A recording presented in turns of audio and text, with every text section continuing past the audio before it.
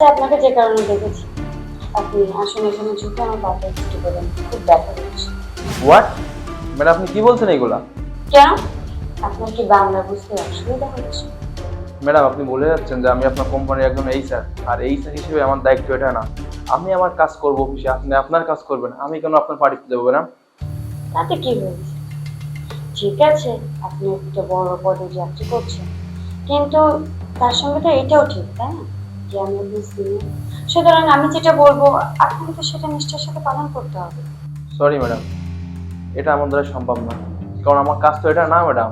আমি আপনার কোম্পানির এইচআর, আমার কাজ কোম্পানিকে দেখাশোনা করা, কোম্পানির স্টাফদের দেখাশোনা করা। আমার কাজ তো এটা নয় যে আপনার অফিসে এসে, আপনার ডেস্কে এসে আপনার পা টিপবো, মাথা টিপবো। আমি সরি ম্যাডাম, এটা পারবো না। হ্যাঁ, আমি তো আপনার বস, আর এই জন্যই তো আপনাকে বলছি। আসলে আমার সিনিয়র কাউকে তো বলতে পারবো না, তাই না?